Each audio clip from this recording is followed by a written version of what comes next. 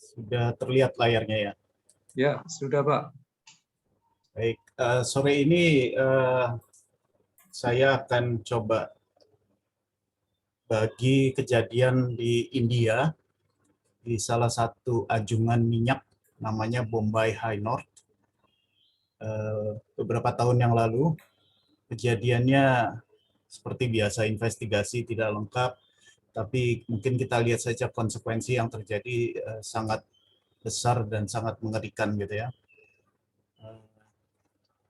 Dari kejadian itu ada 355 orang total yang di rescue, diselamatkan, 13 orang hilang, dan katanya ini kejadian terburuk di dalam sejarah ONGC. ONGC itu Pertamina-nya di India lah, perusahaan minyak nasional India. Dan juga ada 12 orang yang meninggal pada kejadian ini, terbakar. Jadi totalnya 355 plus 13 plus 12, jadi 380-an gitu ya. Dari sisi aset juga cukup besar, ada anjungan dan juga menara pemboran yang hilang habis terbakar. Dan ini dimulai dari satu orang yang mengalami kecelakaan di atas kapal. Jarinya luka begitu, kemudian perlu bantuan tenaga medis. Di kapal tidak ada tenaga medis sehingga mereka mendekat ke anjungan. Jadi kebetulan memang beroperasinya ada di sekitar anjungan itu. Pada saat mencoba memindahkan orang yang cedera itu ke atas anjungan, kapal menabrak platform. Dan di berita yang lain, di sini tidak disebutkan, tapi di berita yang lain disebutkan bahwa pipa minyak yang besar itu sampai putus dan minyak keluar dan terbakar. Kapalnya sebenarnya cukup canggih, MSC Multipurpose Support Vessel ini cukup canggih, punya dynamic positioning, jadi bisa station keeping, bisa menjaga posisinya. Namun pada saat itu kondisi laut juga sedang buruk, sehingga mungkin ada sesuatu yang gagal sehingga menabrak anjungan itu. Itu jumlah orang, 12 orang yang meninggal itu dari 6 orang dari anjungan minyaknya, kemudian 1 orang dari kapal, dan 1 orang lagi dari menara pemboran, dan yang lain juga dari menara pemboran. Di sini dikatakan anjungan dan menara pemboran hancur total karena terbakar. Kemudian kapal yang memulai kejadian ini itu digunakan untuk penyelaman.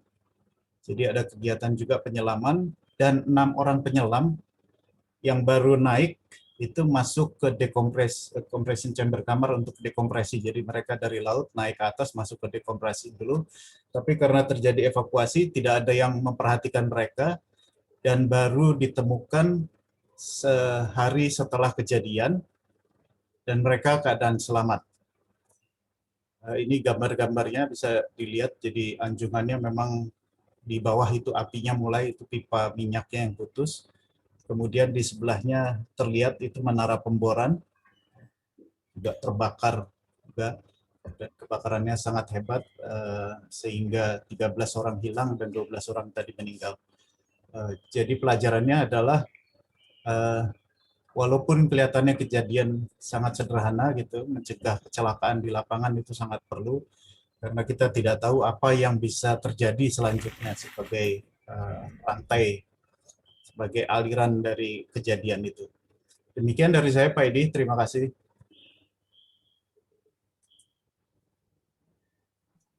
Terima kasih Pak Paul Wijaya atas penyampaian safety moment-nya. Kita lanjutkan dengan acara pokok kita yang akan disampaikan oleh Pak Yoyo Wiratmo. Waktu kami persilakan Pak Yoyo. Terima kasih. Selamat sore Pak Edi. Selamat Apakah sore. suara saya bisa didengar jelas Ya, Pak? dengaran dengan jelas Pak. Baik. Selamat sore, salam sejahtera untuk kita semua. Eh, saya mengucapkan terima kasih kepada BKTF yang sudah memberikan kesempatan kepada kami untuk eh, sharing knowledge ya di sore ini. Juga untuk bapak-bapak dan ibu-ibu yang sudah hadir, yang sudah eh, menyediakan waktunya untuk datang di acara sharing knowledge ini. Semoga acara ini dapat menjadi sarana bagi kita untuk menjadi lebih baik dan semakin mengembangkan keprofesian kita.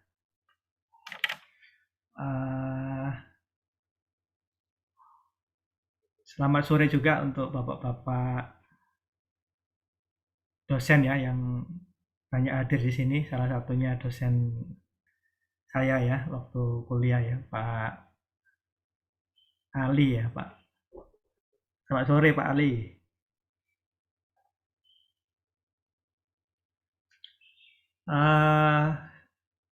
Izinkan kami untuk sharing screen.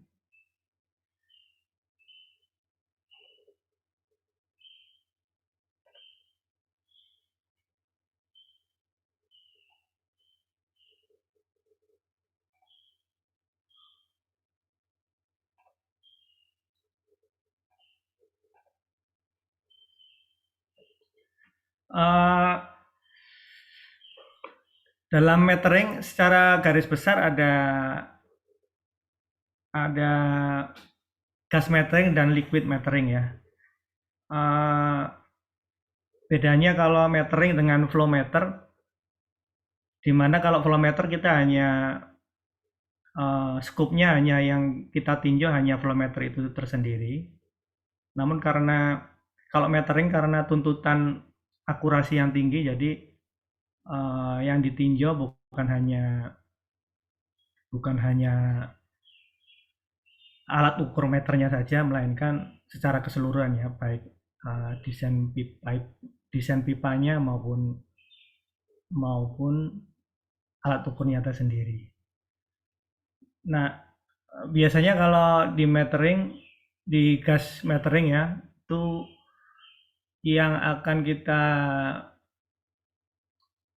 ukur hasil akhirnya adalah energinya. Jadi apa namanya, walaupun mempunyai volume atau massa yang sama, tapi belum tentu tingkat energinya sama. Nilai kalorinya bisa berbeda-beda tergantung dengan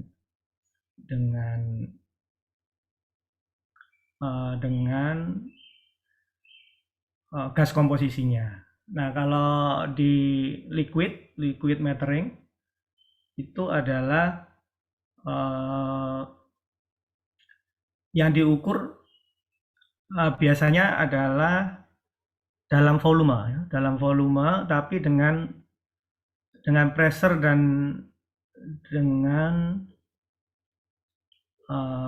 dan temperatur tertentu ya yang sudah distandarkan.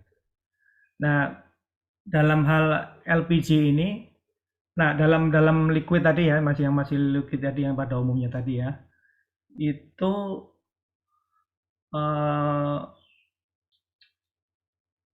volume ternyata juga kalau dulu hanya itu ya, mungkin di awal-awal di pelajaran SMA atau perkuliahan itu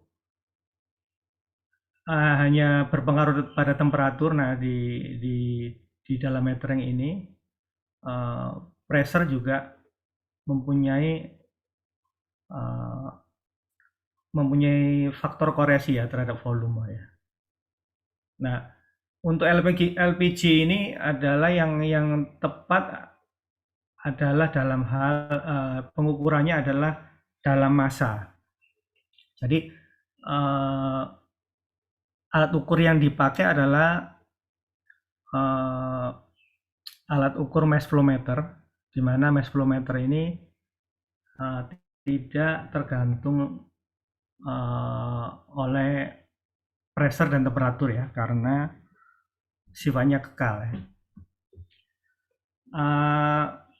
Untuk saya akan memulai presentasi ini. Untuk pertanyaan mungkin bisa langsung di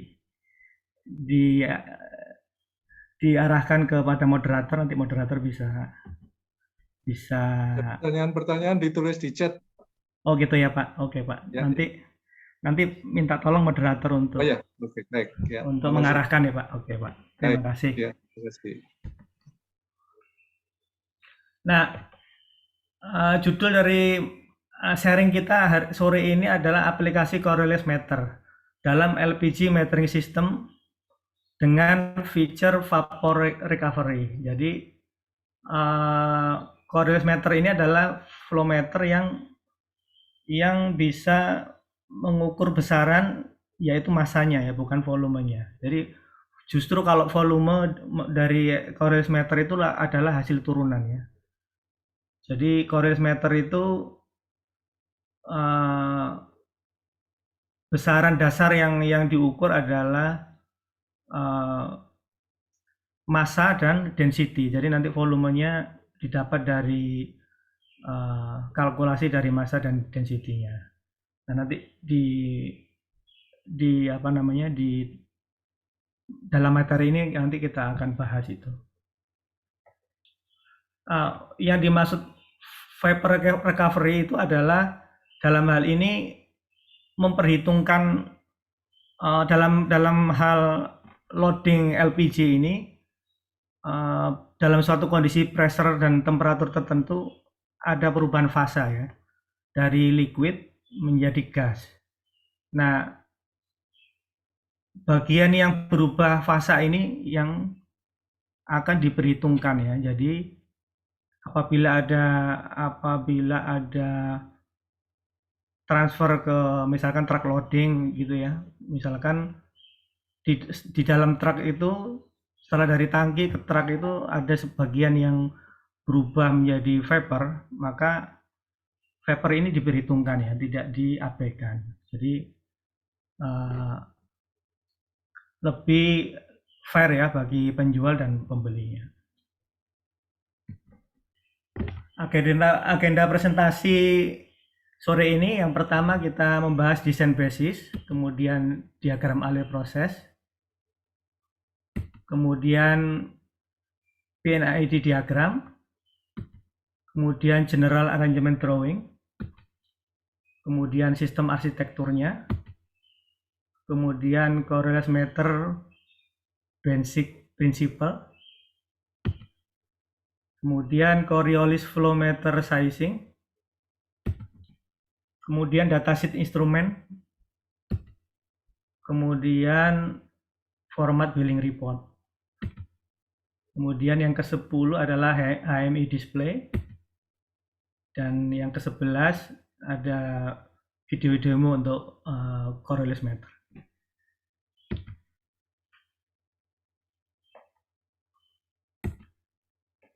Nah,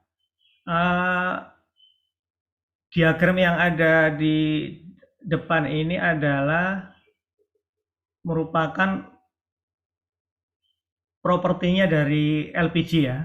Jadi misalkan LPG itu dari unsur propan dan butan ya. Anggap aja yang komposisinya 50% propan dan 50% butan. Nah, ini di suhu misalkan suhu 35 ini ya. Maka ini sekitar 6,5 vapor pressure-nya. Jadi pada waktu dia ada di poin vapor pressure ini, jika dia lebih rendah dari vapor pressure ini, maka liquidnya akan mulai berubah ya, berubah fasa menjadi gas. Tapi kalau dia pressure itu di atas dari vapor pressure ini, maka dia tetap dalam fase liquid. Nah, LPG ini termasuk relatif tinggi ya kalau dibandingkan dengan liquid yang lain ya. Misalkan ini saya ambil contoh misalkan gasolin 98 ya. Nah, kalau tadi dalam temperatur 35 itu 6,5 bar vapor pressure-nya. Maka yang gasolin ini kalau turun sampai dengan 0,6 bar ya, dia baru mulai berubah menjadi gas.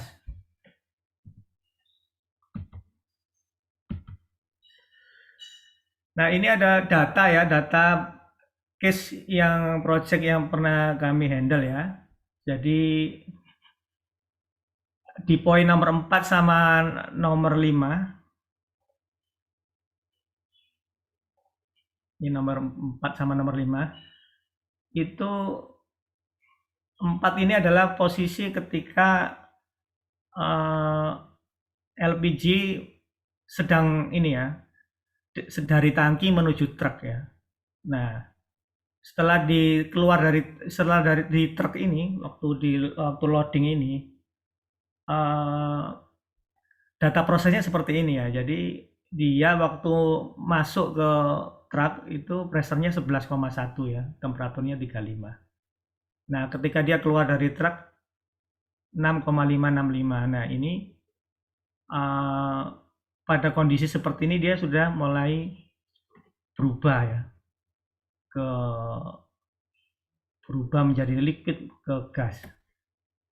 Nah, proses tidak selalu demikian ya, kadang-kadang bisa lebih tinggi, bisa lebih turun gitu ya. Misalkan ini dari sini ini 10, terus ini jadi 5 gitu ya. Nah, nanti kalau 5 semakin rendah, vapor yang terbentuk akan lebih banyak lagi ya.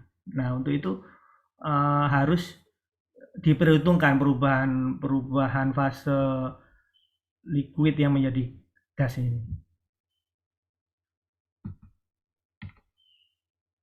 Nah, ini beberapa data yang kami pakai untuk studi case hari ini.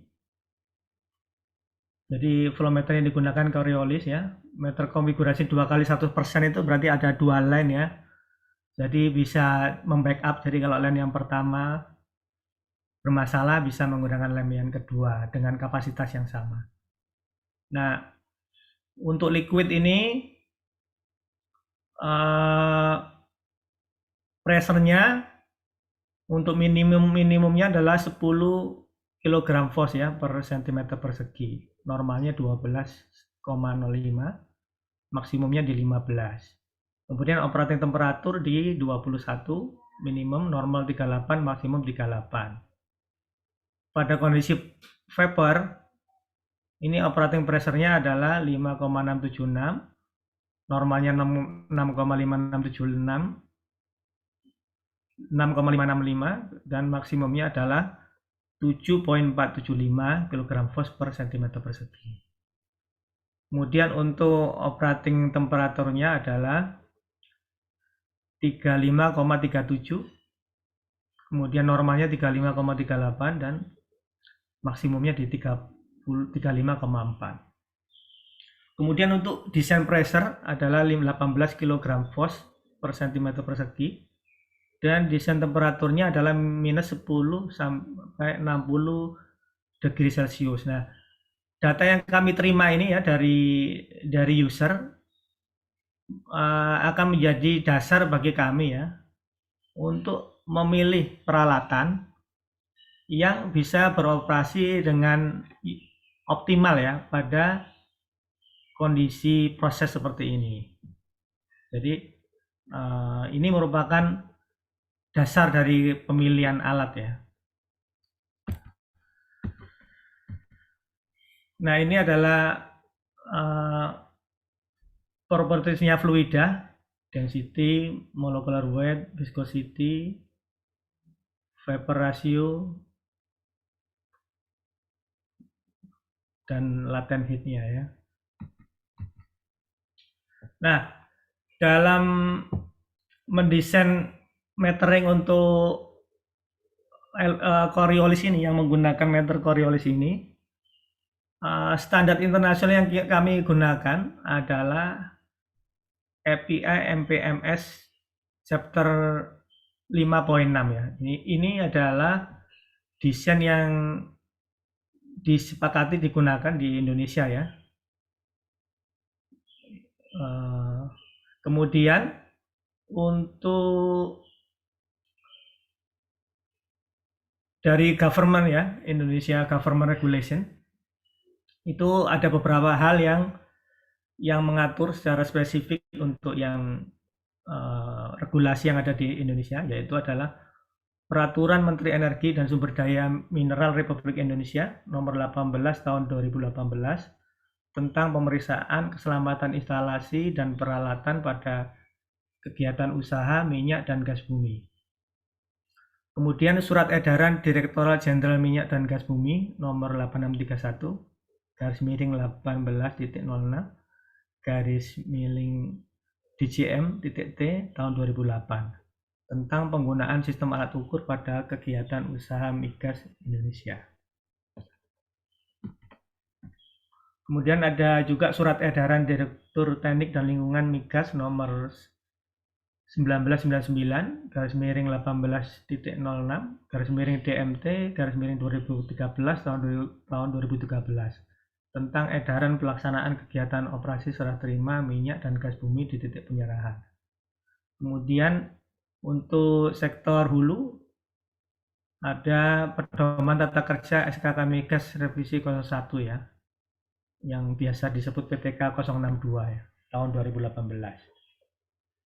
Kemudian di sisi metrologi kita gunakan Keputusan Direktur Jenderal Standarisasi dan Perlindungan Konsumen Nomor 134 sekian-sekian tentang meter bahan bakar minyak dan pompa ukur LPG. Nah, untuk desain piping yang digunakan dalam case ini adalah menggunakan ASME B31.3 kelas A2A, kemudian materialnya adalah menggunakan ASTM A106 grade B, kemudian untuk welding atau NDT code menggunakan section 9 ASME. Untuk safety dan protection, untuk kita menggunakan area klasifikasinya ada di zone 1 grup 2A, temperatur kelas T3 ya. Kemudian sertifikat yang diperlukan adalah ATEX atau FM. Untuk index protectionnya minimal IP65. Nah, diagram alir proses. Nah, yang tadi data yang saya sebutkan di awal tadi ya,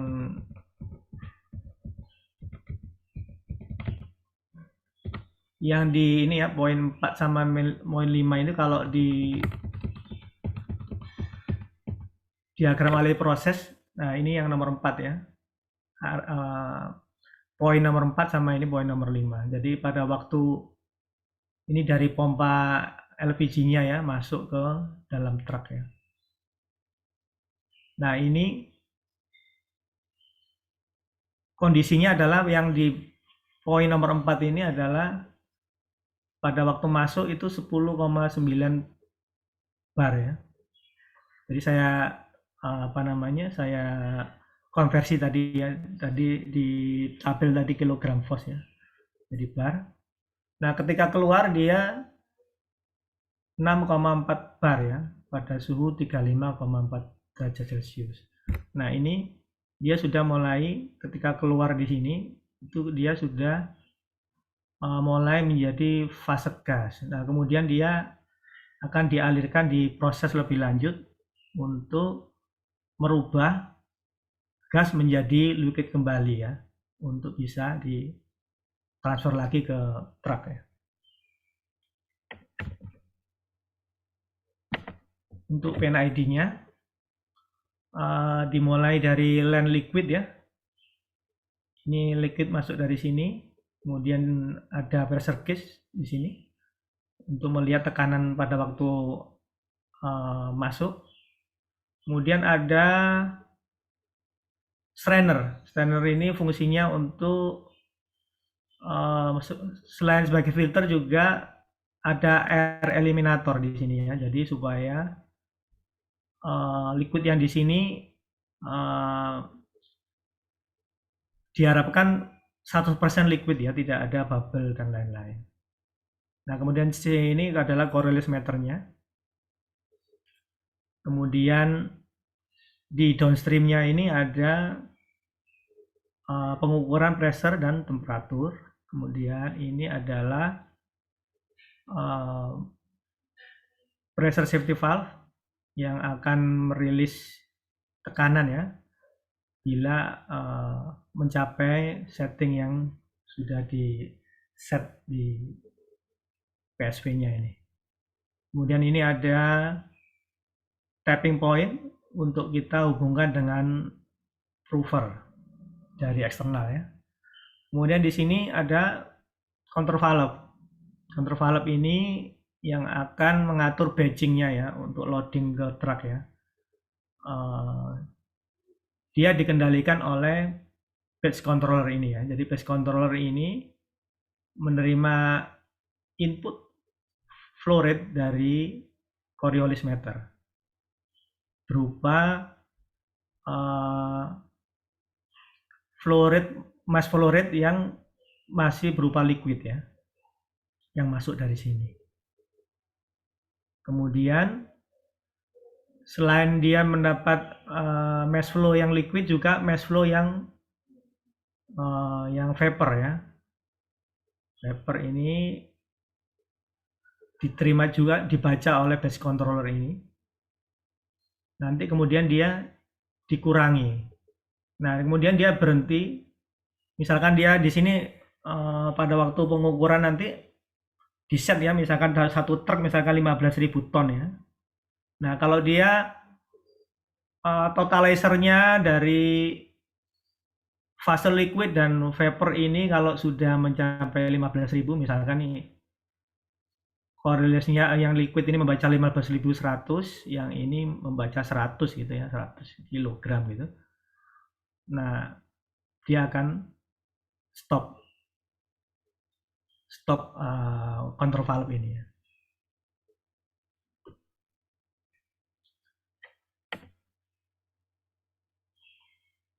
Oke, kemudian ada valve di sini untuk isolation ya. Nah, ini adalah model matematika dari vapor recovery-nya ya. Jadi dari liquid yang masuk ke truk tadi kita anggap sebagai gross, kemudian dikurangi vapornya. Nah, net liquidnya ini yang dihitung ya, hasil akhirnya. Jadi nanti yang terdelivery di truk adalah net liquid ini ya. Kemudian dalam mendesain kami juga memprovide general arrangement drawing. Nah, general drawing ini adalah dari PNID tadi kita detailkan agar secara mekanikal kita lebih bisa mengeksplor metering tersebut ya.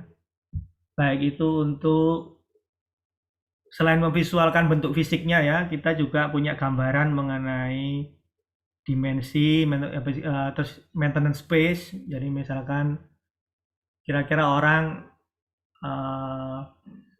kalau mau melihat operator ya, kalau mau mengoperasikan apakah ini terlalu base controllernya ini terlalu tinggi atau terlalu rendah gitu, punya gambaran yang baik ya, bisa memvisualkan dengan baik ya. Kemudian space operasionalnya ya, ini kan ada valve-valve yang harus dioperasikan ya, kira-kira ini saling bertabrakan atau tidak. Nah, itu gambar ini bisa memudahkan untuk mereview desain yang dibuat ya.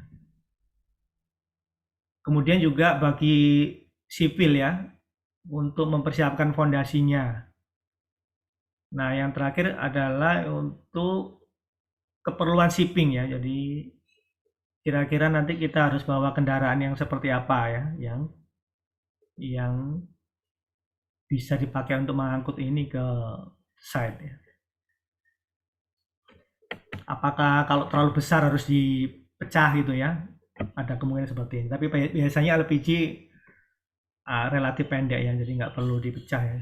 Kalau gas biasanya kalau yang 16 inch itu kadang memerlukan yang pipa 16 inch itu kadang harus dibelah dua ya untuk pengangkutannya supaya bisa masuk di kendaraan angkutannya ya.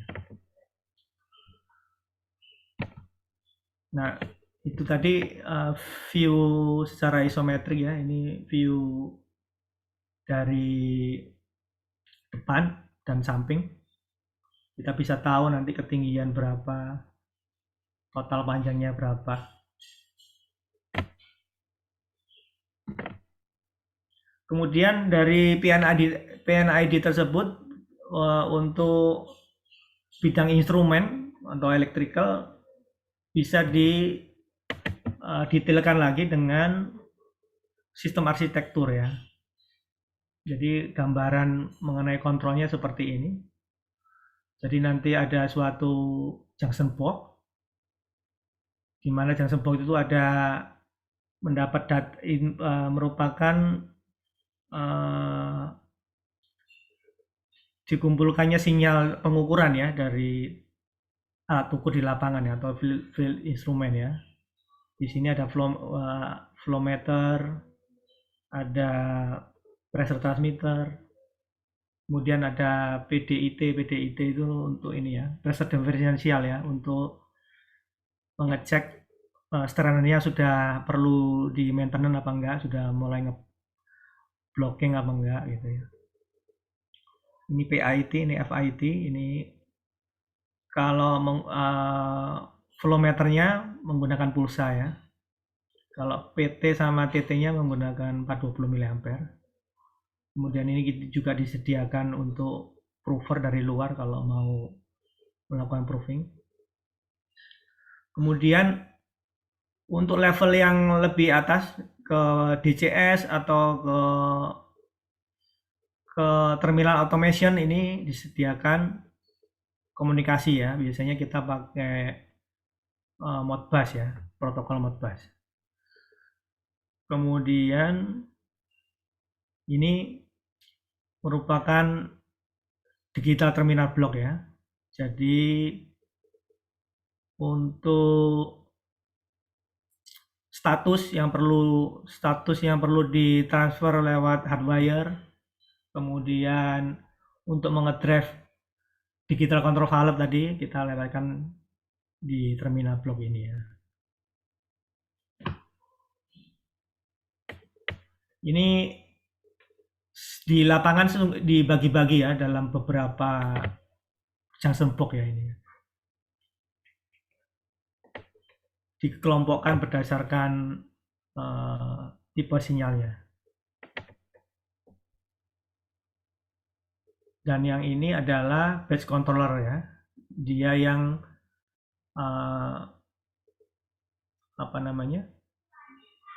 dia yang akan mengatur batchingnya, juga mengatur flow-nya ya. Kapan dia stop, kapan harus tetap buka ya di control valve ini.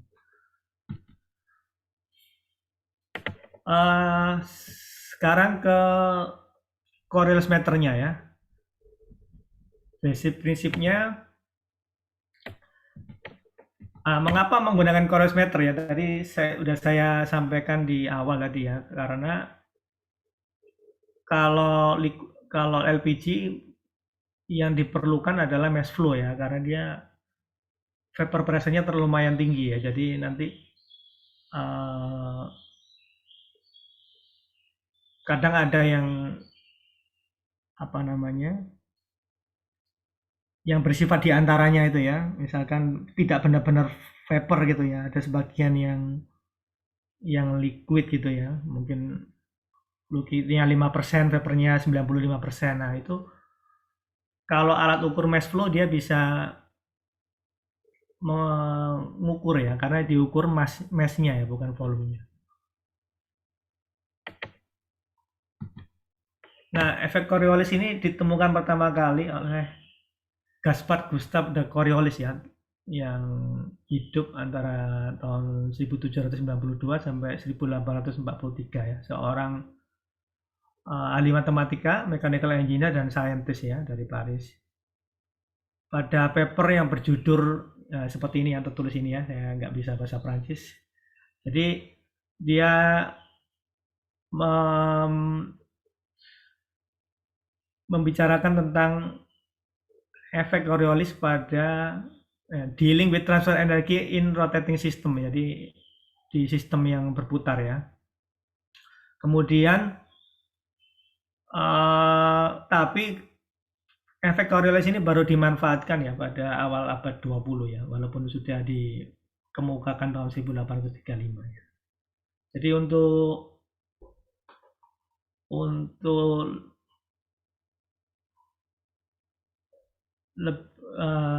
mudah untuk menggambarkannya, kita akan lihat simulasi yang sudah saya siapkan nih.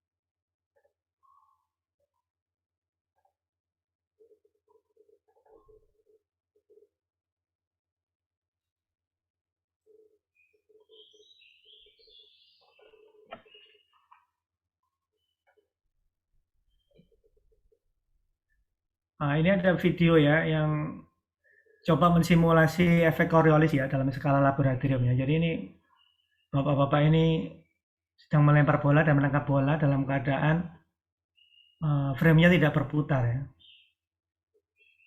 Nah, ini ketika berputar ternyata ada efek yang seperti ditampilkan di layar ini ya. Jadi tidak bisa menangkap, jadi berbelok dia ya. Nah, ini yang disebut efek Coriolis. Nah, ini coba dari atas, view dari atas. Nah, efek ini yang dipakai untuk dimanfaatkan untuk mengukur mass flow ya dengan alat Coriolis ini, Coriolismeter ini ya.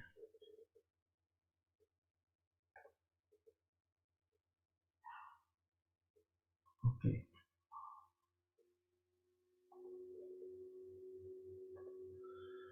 Nah, fenomena tersebut bukan hanya di di objek yang ini ya, yang barusan kita lihat tadi ya, di alam juga ada fenomena Coriolis ini ya, yaitu arah gerakan angin ya dari kutub ke ekuator ya.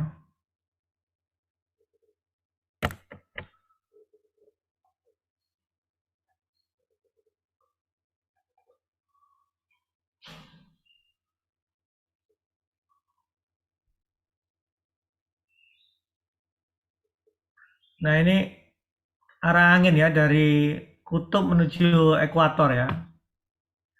Ini juga sama dengan yang di tampilan video sebelumnya ya, untuk yang skala lab itu ya.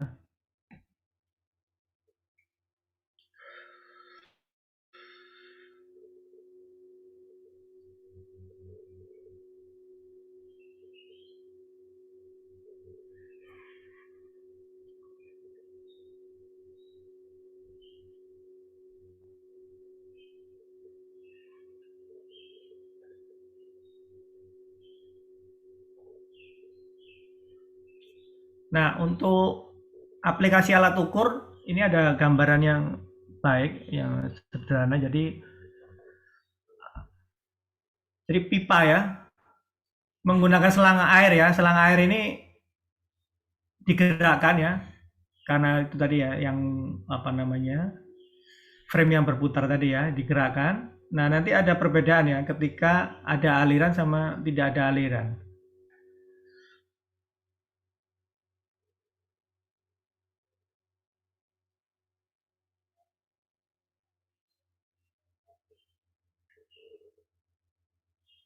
Nah, yang sebelah kiri ini belum ada aliran ya. Yang sebelah kanan itu ada beda fasa ya.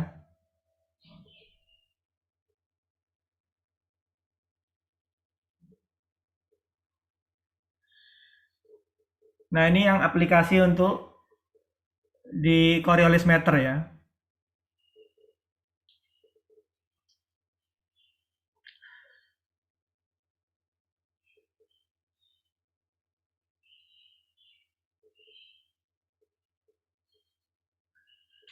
Nah, ketika nggak ada aliran, maka tidak ada beda fase ya di sini ya. Di sini ada beda fase ya. Ini menyempit, ini mengembang ya.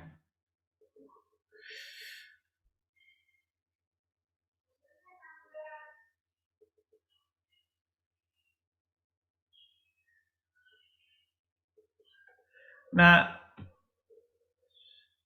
frekuensi dari getaran ini, baik yang kuning sama hijau itu frekuensinya sama ya. Hanya ada beda fase. Nah, frekuensi dari getaran ini menunjukkan atau setara dengan density-nya. Sedangkan beda fase yang ada di sini,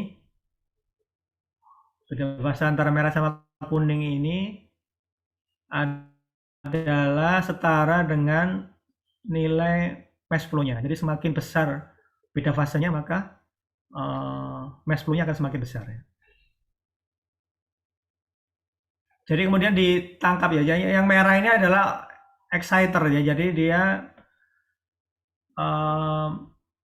menggetarkan dua buah cup ini ya dengan frekuensi tertentu. Nanti akan kita bahas berapa frekuensinya. Nah, yang kuning ini menangkap vibrasi yang ada di input, yang ini di output, kemudian frekuensinya ini akan sama ya antara kuning sama hijau ini. Nah, itu akan menjadi density. Jadi kalau density-nya semakin besar, maka getarannya semakin melambat frekuensinya ya. Tapi kalau semakin ringan fluidanya atau density-nya rendah, maka dia akan semakin cepat. Sedangkan kalau beda fase, semakin besar beda fasenya, maka semakin besar mass flow rate-nya.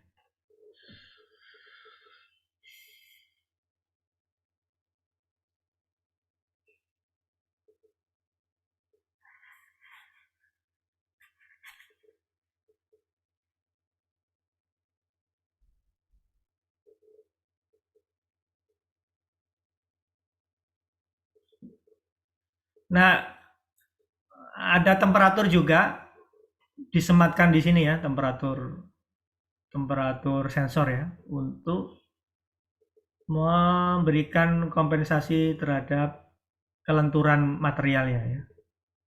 Nah, itu dia di internal Coriolis ini memberikan koreksi ya terhadap perhitungan density dan mass flow tergantung dengan temperatur tadi.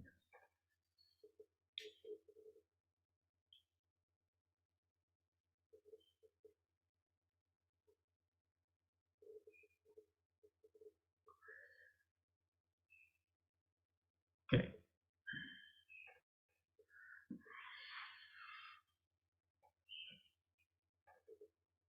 Nah, kemudian tadi ada itu ya suatu exciter ya atau drive ya, drive coil untuk dengan yang digetarkan dengan frekuensi tertentu. Nah, itu berapa frekuensinya? Ini saya tampilan di video ini ya.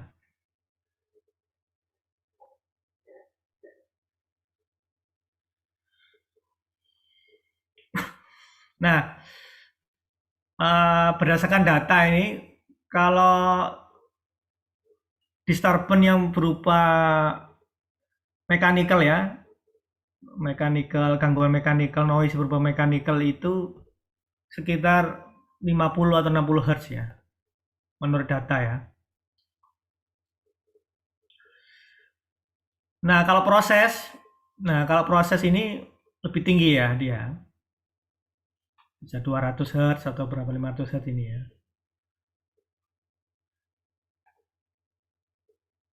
Nah, supaya pengukuran vibrasi tadi tidak terintervensi oleh noise dari luar tadi, maka yang di brand Yokogawa ini memilih di tengah-tengahnya ya.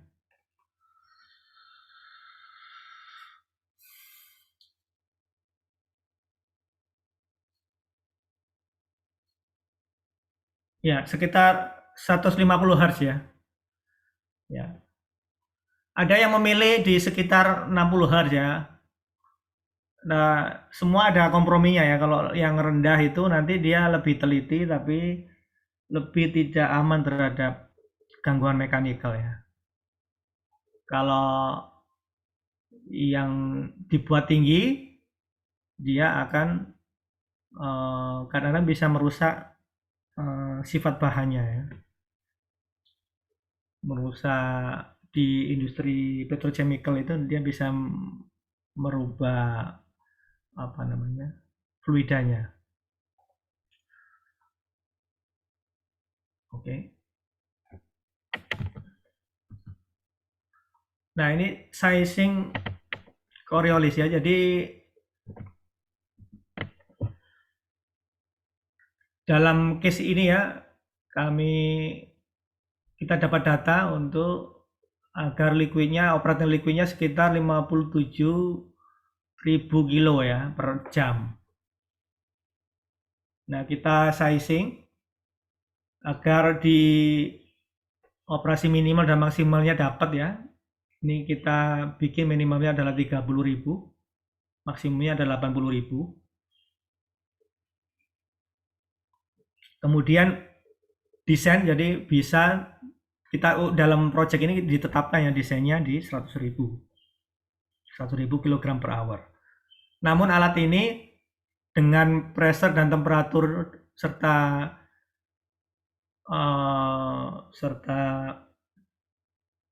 fluid propertinya bisa handle sampai dengan 255.000 kg per jam. Nah, sizing ini tidak berlaku untuk semua case ya. Jadi masing-masing project kami akan membuat sizing ini ya.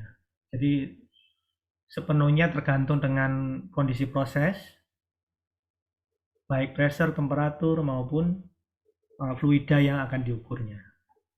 Jadi ini sangat berbeda, unik untuk masing-masing proses ya.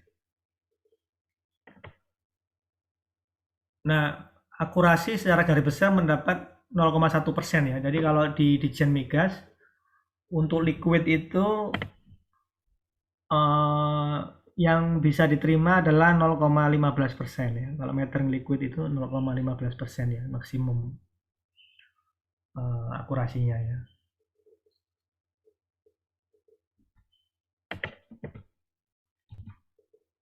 Nah, ini lebih detail dari tabel tadi ya. Dari flow rate 10% sampai 100% datanya seperti ini. Jadi ada agak sedikit lebih dari 0,1 ya, 0,11 ya di titik 10%. Kemudian ini ada Reynolds number ya. Kemudian juga ada pressure loss. Jadi pressure loss ini tekanan yang hilang ya. Nah, biasanya dalam project-project biasanya dikejar supaya total pressure loss-nya itu sekitar 1,5 bar ya maksimum. Ya tergantung dari masing-masing project ya, itu kebutuhannya. Nah, ini diagram yang hijau ini menunjukkan kurva untuk pressure loss-nya, kemudian yang merah ini adalah akurasi dalam mass flow.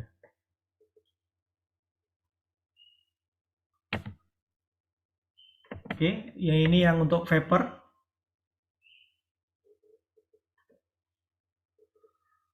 Fluidnya 50%, butannya 50%. Seperti ini, sama dengan yang tadi. Ini akurasinya untuk 100% pada 0,35 ya. Kemudian pada saat 10% dia 0,81 ya. Kalau di aturan migas maksimumnya adalah untuk gas adalah 1% total akurasinya. Nah, ini adalah datasheet untuk instrumen. Jadi LPG liquid calorimeter ya, meterannya 0 sampai 100.000 ya. Jadi meter koneksinya seperti ini. Kemudian manufakturnya Yokogawa dengan bahan seperti ini. Kemudian untuk vapor lebih kecil ya, di 0 sampai 5.000, meter koneksinya 2 inci dengan bahan seperti ini. Kemudian pressure transmitternya menggunakan ECA 530 untuk calibration ring 0 sampai 20 ya. Kemampuan alatnya sampai dengan 14.450 PSIG ya. Temperatur transmitter menggunakan YTE 110. Instrumen ringnya bisa minus 200 sampai 850 dengan calibration ring 0 sampai 35. Kemudian sinyalnya adalah 420 mA ya, transmitter 420 mA. Temperaturnya menggunakan tipe elemen PT100 ATD. Thermowellnya menggunakan drill bar stock taper. ANSI 300 ya. Kemudian batch controller bisa bermacam-macam ya. Kebetulan yang ini kita menggunakan brand FMC Akulot. Jadi bisa sampai 200 transaction historical data. Nah, biasanya ini yang terbatas ini bisa dikoneksikan ke DCS atau ke terminal automation system ya. Jadi datanya menjadi lebih besar lagi ya, sesuai dengan kemampuan storage-nya server atau PC ya. Kemudian untuk digital control valve menggunakan FMC Smith DJP 210.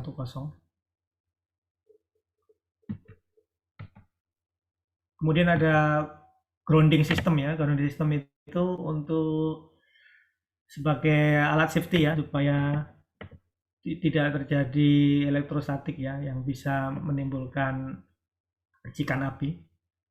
Kemudian PSV sebagai safety untuk tekanan yang lebih.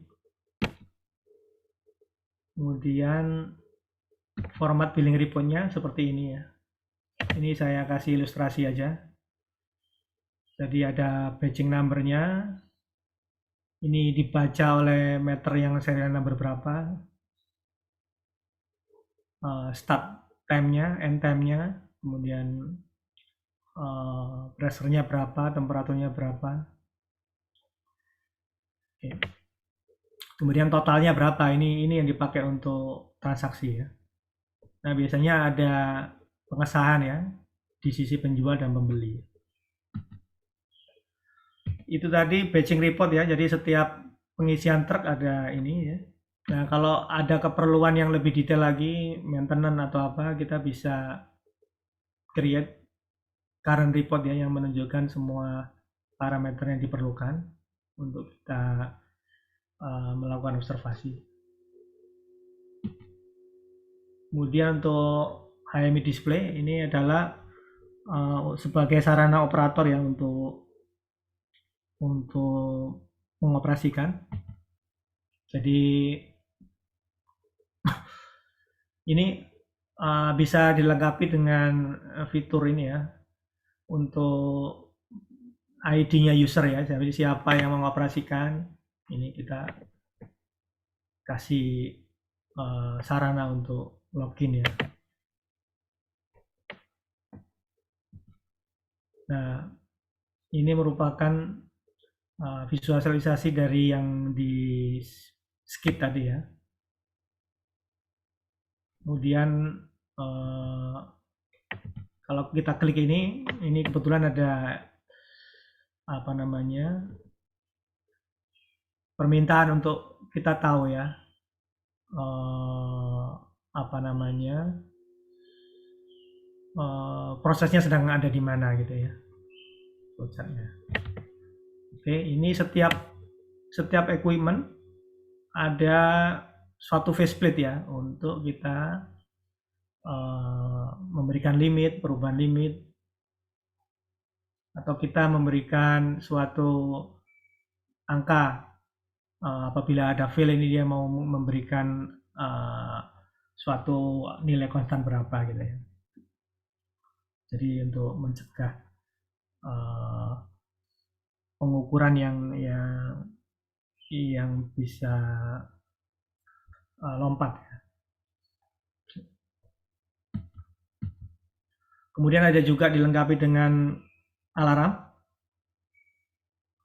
Kemudian ada fasilitas untuk acknowledge ya. Jadi kalau kita sudah bisa baca ini, sudah lihat alarm ini, kita bisa acknowledge, berarti kita sudah melihat semua apa yang terjadi alarm yang di sini ya.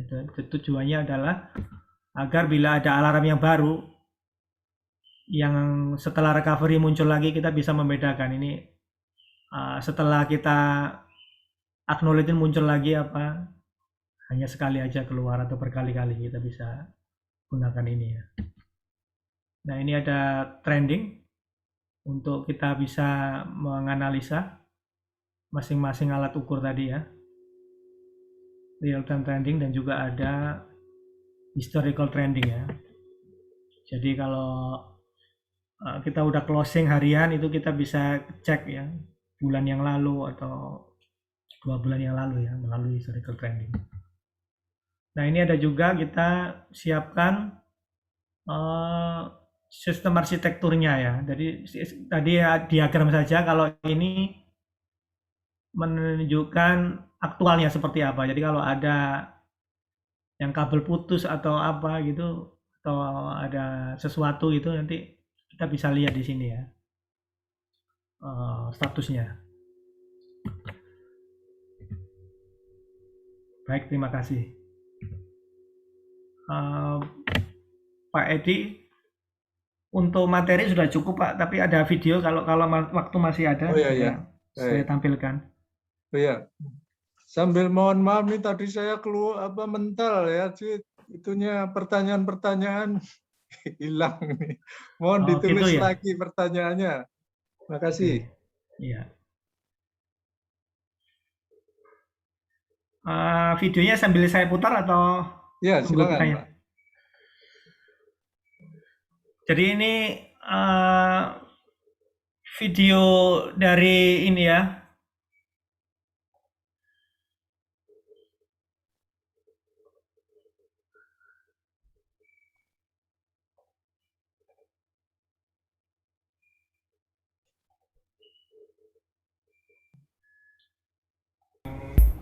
Mengikuti ngopi bareng di pegawai. Terima kasih Mbak Mun dan Pak Yoyo. Selamat pagi Bapak-Bapak Ibu-Ibu yang mengikuti ngopi bareng di pegawai ini. Saya Muhammad Aziz sebagai operator untuk demo hari ini. Saya dibantu oleh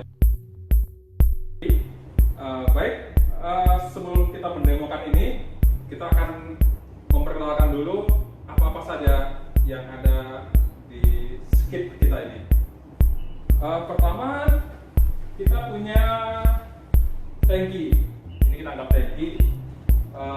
Tangki fluida yang berwarna hijau. Fluida berwarna hijau ini adalah produk kita yang akan kita transfer melalui metering ini.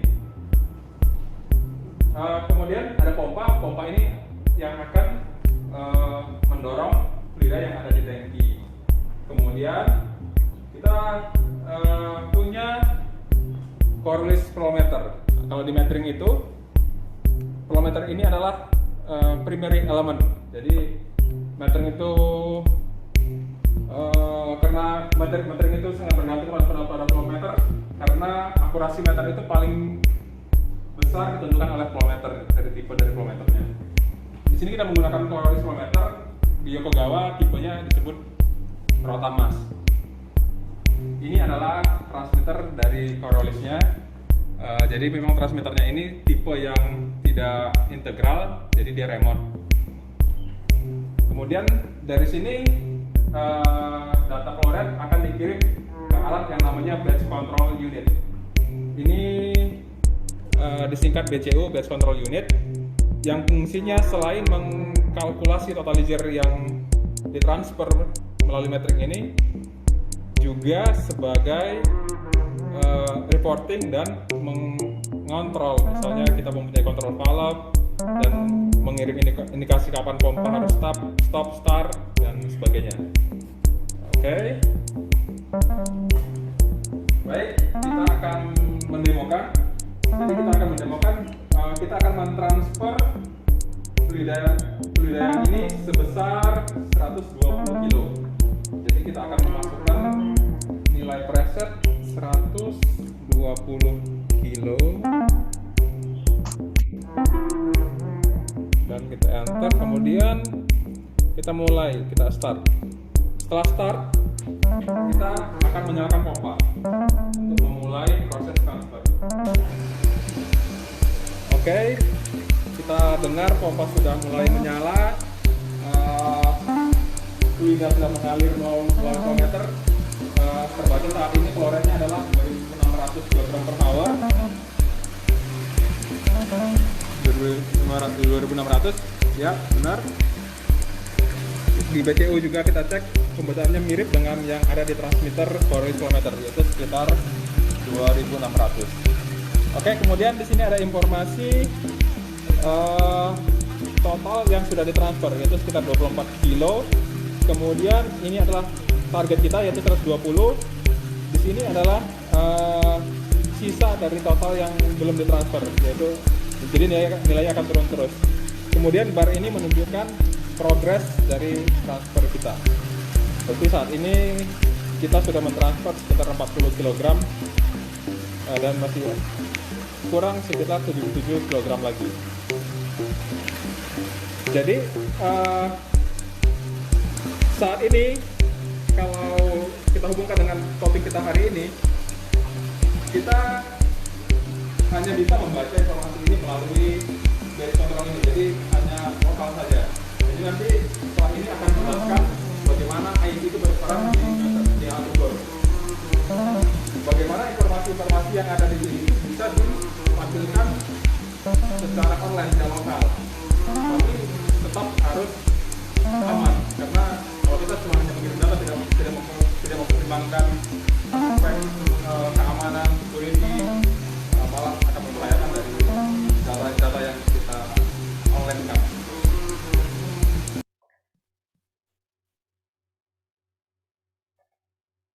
Demikian Pak Edi, terima kasih Pak. Sekian dari kami Pak. Baik. Terima kasih Pak Yoyo atas penyampaian materinya yang sangat rinci dan menarik. Kita lanjutkan dengan pertanyaan-pertanyaan ya. Ini mungkin urutannya tidak seperti pertanyaan yang muncul ya, ini karena tadi hilang terus kemudian muncul di belakang. Yang pertama pertanyaan dari Pak Gunawan Cahyadi ya. Apakah selalu direkomendasikan pakai HMI display? Apa kelebihan dan kekurangan terhadap efek Coriolis yang sedang diamati? Terima kasih, langsung dijawab saja Pak. HMI display itu tidak harus Pak, sesuai dengan kebutuhan Pak. Kalau misalkan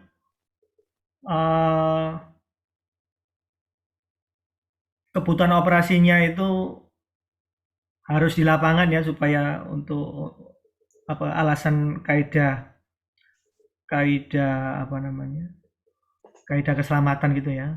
Jadi orang harus di lapangan kan. Nah itu tidak perlu pakai SMA, tidak apa-apa. Misalkan ini transfer melalui pipa gitu ya. Oh sorry, yang tidak perlu itu misalkan truck loading gitu ya, itu tidak perlu, tidak apa-apa. Nah sedangkan kalau yang transfer melalui pipa itu biasanya orang nggak ke lapangan Pak, langsung hanya ada di di control room saja untuk mengoperasikannya. Jadi itu perlu SMI. Nah, cuman juga bisa tadi yang selain yang nggak pakai SMI tadi, yang hanya dilakukan operasional di lokal itu biasanya ada tampilan lah yang mirip SMI itu tadi, tapi fungsinya bukan lebih untuk mengoperasionalkan, tapi untuk memantau ya. Jadi nanti si terminal otomatis sistem itu yang mengatur antrian, yang mengatur berapa volume yang akan ditransfer sesuai dengan ordernya gitu ya, dan sebagai storage-nya ya, manajemen datanya gitu. Baik, berikutnya masih Pak Gunawan ya. Peristiwa apa saja yang dapat meng-acknowledge alarm? Mungkin yang mengaktifkan alarm dan acknowledge-nya barangkali ya mungkin. Nah, misalkan nih groundingnya lepas Pak, jadi pada waktu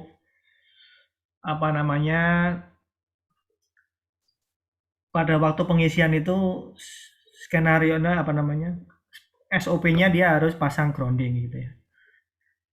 Groundnya itu dicapitkan di truknya ya, di groundnya di truk itu ada tempatnya gitu. Nah kalau itu lepas maka safety-nya akan jalan Pak, jadi akan stop itu ya, akan stop. Terus kemudian ada alarm itu keluar ya, bukan hanya alarm keluar ya, tapi prosesnya juga berhenti ya, sampai orang itu pasang lagi itu. Atau misalkan ada pressure lebih misalkan yang kita tetapkan nih, pressure itu misalkan kita tetapkan high alarm jika tadi operasional misalkan 10 bar gitu, high alarm jika misalkan 18 gitu, atau misalkan 15 gitu ya, ketika dia 15 dia keluar alarm. Nah misalnya kita acknowledge, yang merah tadi jadi warna hitam. Nah kalau kita nggak acknowledge, kita nggak bisa membedakan alarm ini muncul, kejadian ini muncul sekali, 2 kali, sering atau sekali terus hilang gitu ya. Nah itu fungsinya tadi Pak, acknowledge Pak. Baik, berikutnya dari Pak Tulus ya.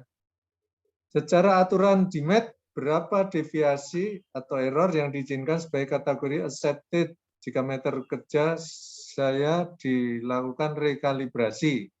Fluidanya amonia, flow meternya Coriolis.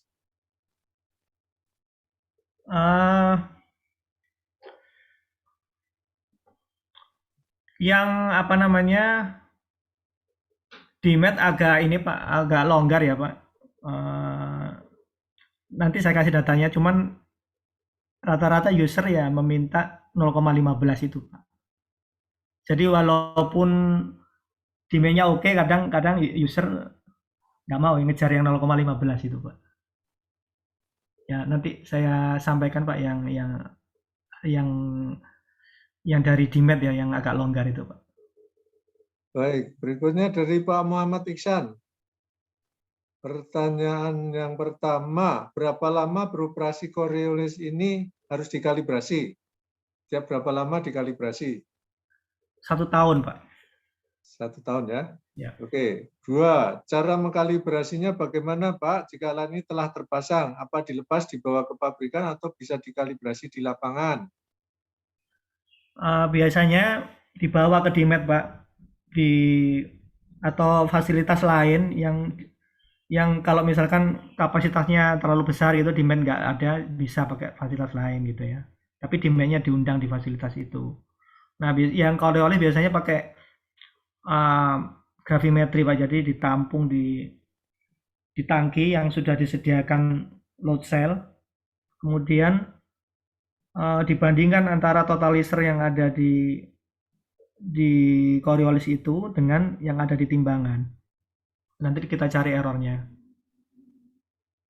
Begitu Pak.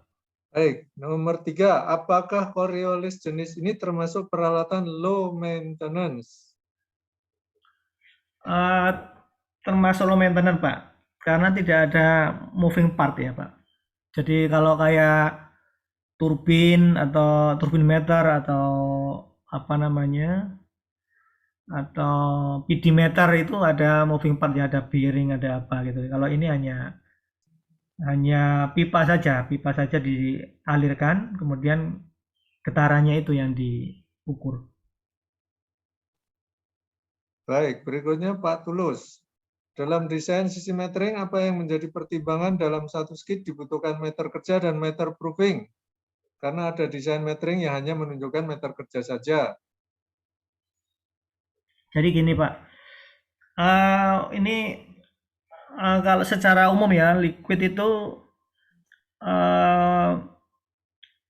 kalau ada pertimbangan begini, kalau ada pertimbangan tempatnya di remote area, terus fasilitas untuk proofing. Oh, sebentar Pak. Ini proofing apa ini kalibrasi ya Pak? Tadi bertanya Pak. Proofing ya? Ini apa meter kerja sama meter proofing Ya, dipasang di oke. satu skid. Nah, itu. Oke. Ada yang hanya meter untuk kerja saja. Ya, oke. Yang ada meter proofing itu kalau dari SK Kemigas itu ada aturan ya minimal 1 bulan ya. Ya, kalau itu minimal ya, tapi ada juga yang user yang ngasih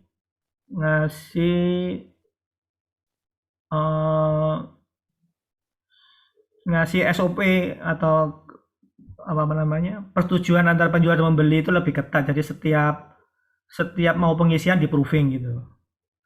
Nah, antara proofing itu ada atau tidak. Nah, kalau tidak ada berarti harus rutin dikalibrasi si meter kerjanya. Kalau ada proofingnya yang dikalibrasi, bukan meter kerjanya. Nah, perlu ada proofing apa tidak itu biasanya pemikirannya begini. Kalau misalkan alatnya itu sangat besar kapasitasnya, yang pertama. Habis itu ditambah lagi dia ada di remote area. Nah, itu kalau dikalibrasi dibawa ke DMAT atau apa kan repot ya, biaya besar. Nah, maka dia diadakan prover di lapangan. Atau alat ini karena kapasitasnya besar nggak ada di Indonesia nih, anggap aja nih harus di luar negeri gitu kalau kalibrasi. Nah, ini direkomendasikan pakai proofing. Baik, berikutnya dari Pak Pandu Santoso.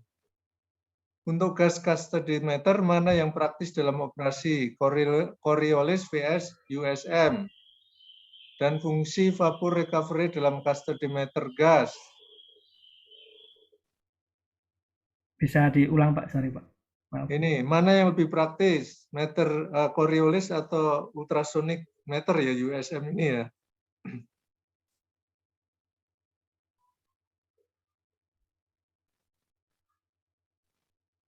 Kalau USM ya ada beberapa negara juga yang pakai USM ya.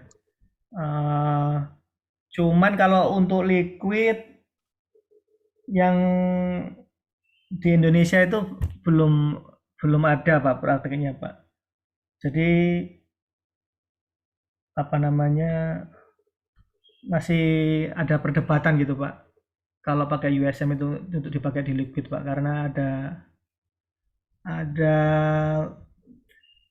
hal tertentu yang bisa menjadi itu Pak, pelemahan sinyalnya Pak atau atenuasinya Pak. Jadi sekarang praktisnya masih belum ada Pak di Indonesia ini pakai liquid pakai USM Pak. Tapi alatnya sudah ada yang liquid untuk USM. Baik, Gitu. berikutnya ini pertanyaan dari Pak Adi Rahman. Dalam sistem jual beli LPG biasanya dihitung adalah jumlah berat setelah ditimbang dalam satuan kilogram atau ton. Dan biasanya pembelian dalam jumlah yang agak besar, 10-25 ton. Berapa tingkat akurasi dari metering tersebut? Karena jika ada toleransi selisih, maka hal tersebut akan berakibat selisih dalam penerimaan pembelian LPG yang juga mempengaruhi sistem pembayaran. Ya. 0,15%, Pak. Ya, tadi ini sama ya jawabannya Iya. dengan pertanyaan tadi. Berikutnya dari Pak Farid Hentihu. Mohon info apakah pihak ketiga yang bisa melakukan kalibrasi Coriolis jenis micromotion. Ini pihak ketiga nih, perusahaannya, informasinya Pak. Iya, Pak. Vendor-vendor metering bisa, Pak, sebagai pihak ketiga, Pak. Salah satunya Yokogawa, Pak. Nah, apakah bisa dikalibrasi tanpa melepas alatnya?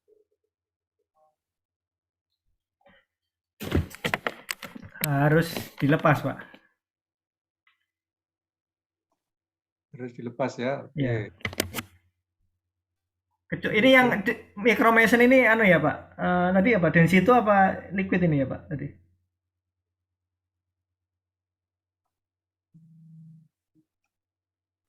Mungkin bisa dijelaskan, Pak. Ini yang micromotion tadi apa, Pak? Ya, Pak Edi, Pak Yoyo. Iya. Kami akan jenis liquid, Pak Yoyo. Jenis liquid ya, Pak? Ya, tekanan sekitar 20 bar, temperatur 200-an derajat Celcius. Biasanya begini, Pak. Tadi di gambar saya itu tadi, bentar ya.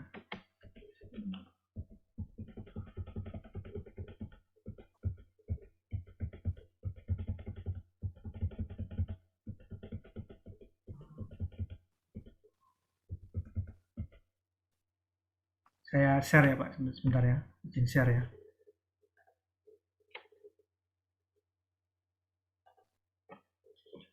Nah, ini ada tapping point, Pak. Udah kelihatan kah gambarnya? Sudah. Nah, ini kalau mau nggak lepas, ini ada namanya inlet sama outlet prover, Pak. Jadi dari sini keluar, diukur oleh Coriolis. Kemudian, kalau Bapak punya external prover atau sewa external prover dari perusahaan lain gitu, dilewatkan sini. Terus disirkulasi masuk lagi ke sini. Terus keluar.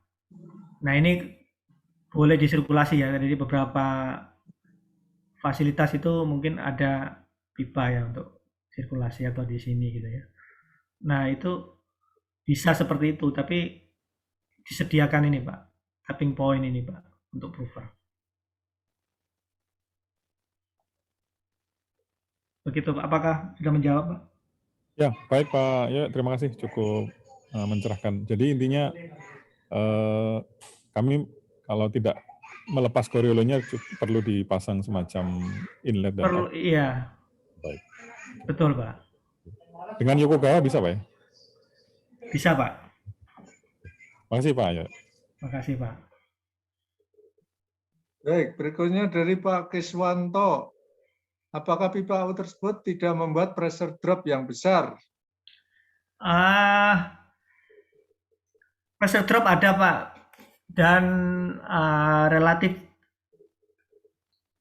tinggi dibanding yang lain, Pak.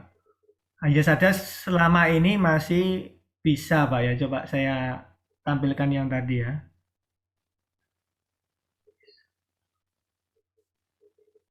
Datanya ya.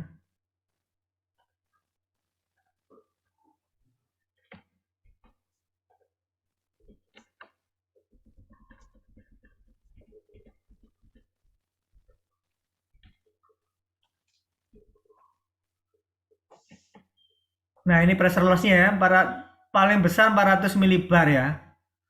Biasanya user kami itu minta maksimal 1500 milibar. Ini yang untuk liquid ya, yang untuk vapor paling besar 357 ya untuk kasus ini. Jadi masih masuk dari apa namanya yang kebutuhan user ya. Jadi besar kecilnya ya kita lihat dari terlalu besar apa tidaknya kita lihat dari sizing yang ada Pak. Jadi masih bisa ngejar apa enggak. Jadi kalau ini nggak bisa ngejar, ya kita pilih flow meter yang lain.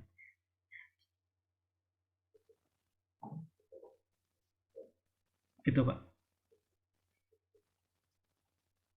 Ya, sebentar Pak, ini agak.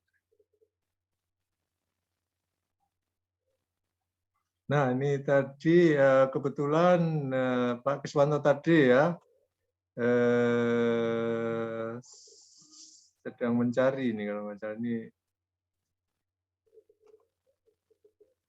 Kebetulan saya lagi mencari spesifikasi flow meter yang cocok buat gas helium dan gas nitrogen. Jenis apa yang cocok buat kedua gas tersebut? Selanjutnya, output display dapat dikoneksikan dengan data akuisisi sistem atau data logger. Terima kasih.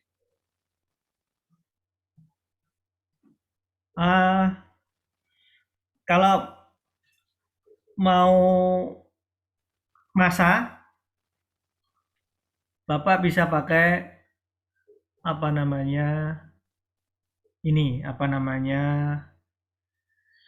Rotamas. Tapi kalau Bapak hitungnya volume, bisa pakai Orifice, Vortex, bisa Pak. Cuman Vortex agak susah ya, standar internasionalnya belum ada. Jadi kalau Bapak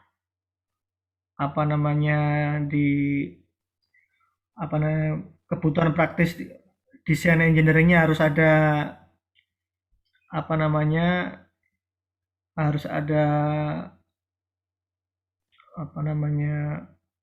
standar internasional yang harus diacu ya Bapak pakai Rotamas atau Orifice Pak untuk pure gas ya. Baik, berikutnya dari Pak Doni, Octarizon. Apakah ada perbedaan Coriolis meter dalam LPG metering system dengan natural gas metering system? Sama Pak, ada yang beda. Berikutnya, apakah dasar hukum desain basic untuk metering system dari government regulation dapat di-share-kah?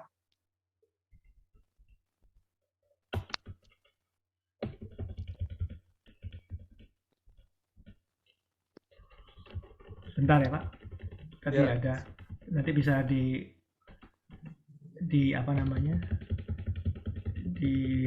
di materi nanti.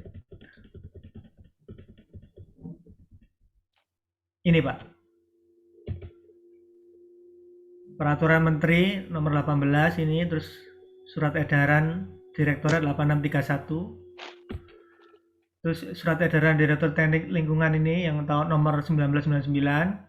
Terus kalau Bapak di lingkungan hulu bisa tambahan lagi dari SKK Migas ya, PTK 062. Tapi kalau Bapak dari hilir tidak perlu itu, langsung yang dari DMET Pak, metrologi ya, yang terakhir itu spesifik menyebutkan itu Coriolis di situ Pak. Baik, Di nomor berikutnya 134 ya. dari Pak Dasrianto. Izin tanya Pak Yoyo, apakah yang menjadi keuntungan dan kerugian dari aplikasi flow meter Coriolis dalam LPG metering, serta bagaimana mengatasi apabila terjadi kebocoran dalam LPG metering system dengan fitur vapor recovery. Material sensor pendukung utama apa yang merupakan bagian paling mahal dan juga sensitif di aplikasi ini? Terima kasih sebelumnya.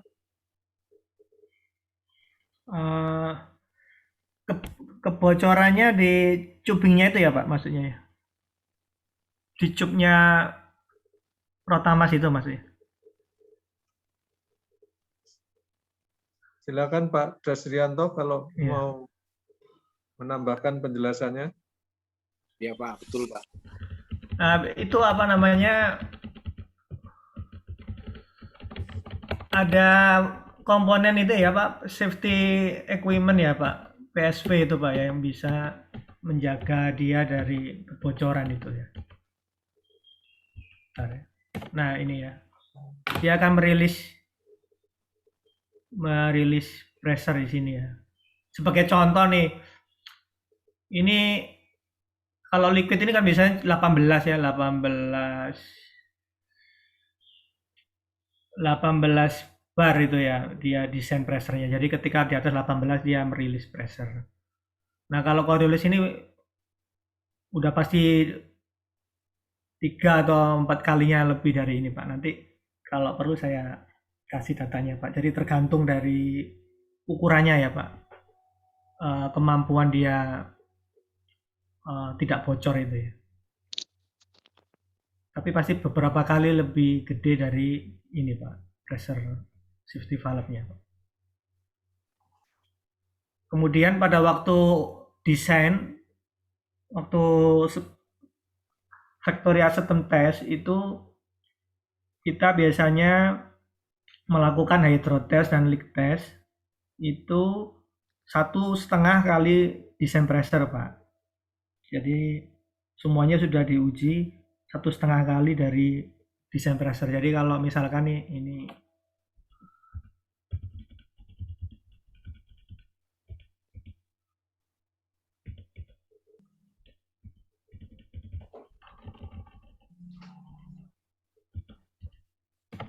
nah ini ya desain pressure-nya 18 ya.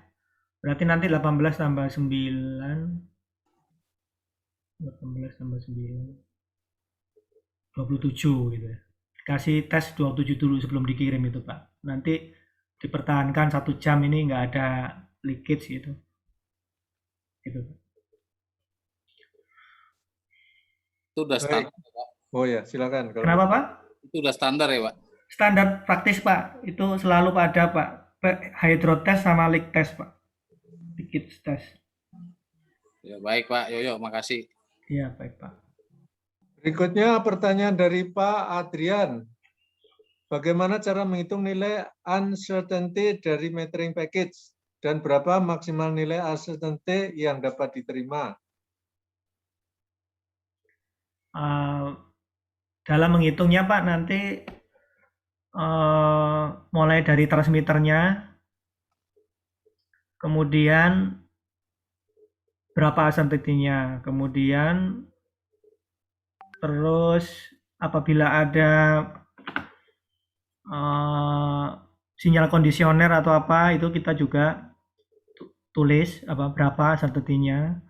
Kemudian di sisi alat ukur di controllernya Pak itu ada itu misalkan dia ada kalkulasi gitu ya, aku kalkulasi berdasarkan tabel berapa. Nah itu ada uncertainty juga nih 0,001 atau berapa ya tergantung BCU-nya atau Flowcom-nya. Tambahkan itu semua. Ya nanti di total Pak, misalkan ada budgetnya ada 5 komponen gitu ya, A, B, C, D, E, nanti ya akar A kuadrat tambah B kuadrat tambah C kuadrat tambah D kuadrat tambah E kuadrat sama dengan F kuadrat. Nah itu F kuadratnya itu total uncertainty-nya Pak. Baik, berikutnya dari Pak Trijaya. Maaf, mau tanya menyimpang sedikit. Kantor Yokogawa apakah di Pancoran bekas gedung Audi? Untuk kalibrasi mesin tools thermocouple bisa kan ya Pak?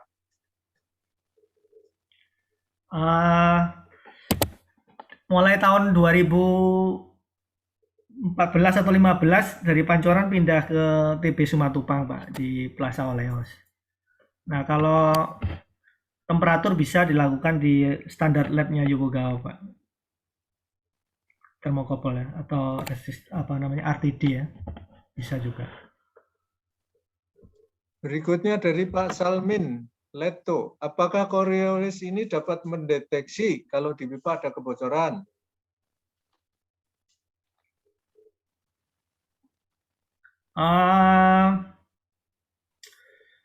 Bisa Pak.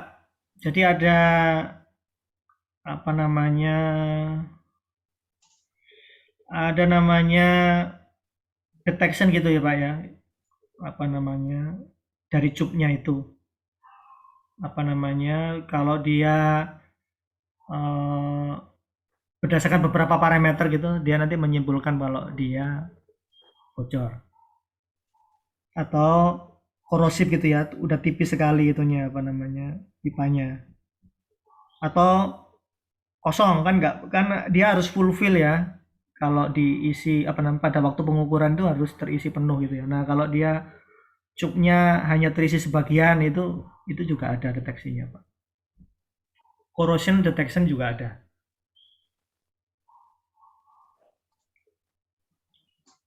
Berikutnya dari Pak Gunawan, ini mungkin pertanyaan di saat awal-awal ya.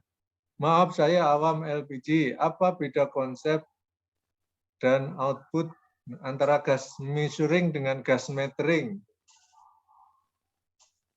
Ya, kalau gas metering itu yang diukur energinya Pak. Jadi pertama diukur volumenya, volume, kemudian distandarkan. Volume itu kan ada volume sesuai sama pressure dan temperatur yang ada di proses itu. Misalkan volume pada saat itu misalkan 700 psi pressure-nya, terus temperaturnya anggap aja 100 Fahrenheit gitu ya. Nah, kalau gas kita hitung dulu volume tapi dalam kondisi pressure dan temperatur standar. Itu misalkan di pressure-nya kalau ikut AGA3 itu misalkan 14,73 pressure-nya, dibawa ke situ Pak, dibawa ke pressure 14,73 PSIA dan temperatur 60 Fahrenheit. Jadi jualan itu dalam kondisi seperti itu. Nah, karena yang dihitung adalah energinya, nanti ada alat ya, GC namanya, gas kromatograf itu nanti dia menghitung apa namanya, mengukur komposisi gasnya itu ya, C1-nya berapa persen, C2-nya berapa persen, C3. Nah, itu mempunyai tingkat energi apa namanya, nilai kalor yang berbeda. Nah, itu dikalikan. Jadi hasil volume yang sudah distandarkan tadi dikalikan nilai kalor akan menghasilkan energi. Nah, kalau liquid itu yang selain LPG itu volumenya Pak, volume pada pressure dan tekanan tertentu. Kalau liquid itu di tekanan 14,696 dan 60 Fahrenheit.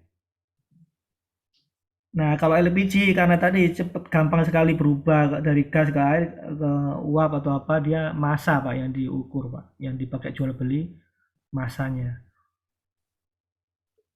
Gitu. Baik, masih Pak Gunawan, ini ada dua lagi.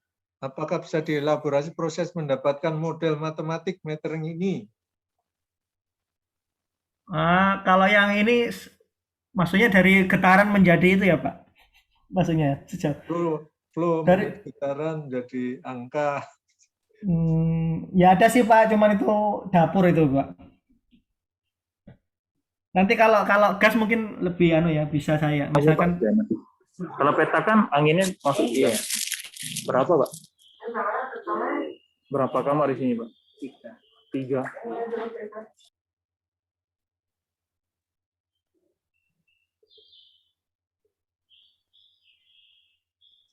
Baik, berikutnya pertanyaan Pak Gunawan yang ketiga ya ini ya. Tolong diberikan definisi lengkap dari proses Coriolis metering ini. definisi lengkap. Maksudnya gimana ya Pak? Pak Gunawan barangkali menambahkan nih maksudnya definisi lengkap. Iya Pak Edi, maaf Pak Edi. Maksudnya tuh definisi lengkap dari efek Coriolisnya juga bisa gitu Pak. Itu kan tadi bahasa Perancisnya apa? The study ya Pak ya. Dari pergerakan benda terhadap relatif dalam satu sistem gitu ya Pak ya, kalau nggak salah Iya, ya betul. tadi ya. Iya Mm-mm. betul ya. Itu ya Iya. jadinya yang dimaksud dengan Coriolis itu ya Pak ya. Iya, efek yang ditimbulkan dari frame yang bergerak tadi, Pak. Oh gitu. Iya. Baik dah. Ya. Cukup Pak. Oh ya, Terima ini kasih ya. Ya. yang pertanyaan berikutnya lagi nih, bagaimana kalau diterapkan di aplikasi medik nih Mas Pak Gunawan nih? Iya, mungkin ada di medik yang Bapak Yoyo pernah tahu Pak, begitu Pak, efek Coriolis itu. Maaf, saya belum pernah, Pak. Oh ya udah, ya. Oke, terima kasih Pak Tahu, Edi. Pak. Iya, Ya, terima kasih Pak Yoyo. iya, Pak. Nah, dari Pak Pandu Santoso, izin bertanya, peran Yokogawa Company dalam meningkatkan keahlian engineer di Indonesia.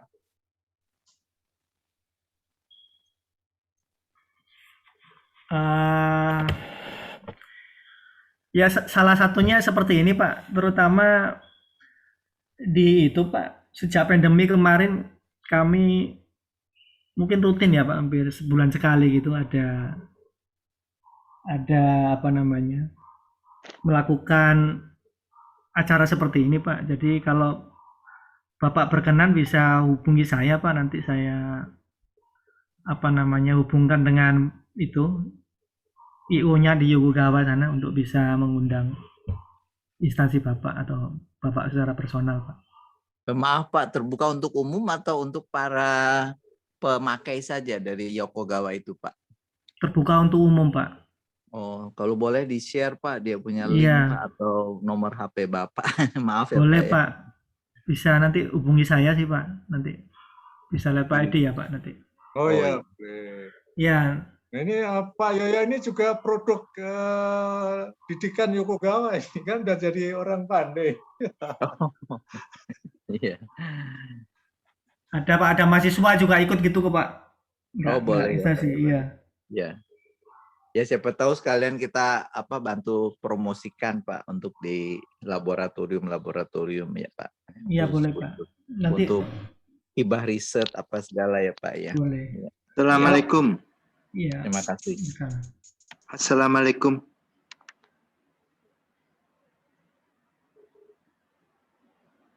Pak Edi dengan Pandu Pak yang memberi pertanyaan. Oke, baik. Oh, maaf nih Pak. Ya. Ini maksud saya dari Pak Pandu berikutnya lagi. Iya.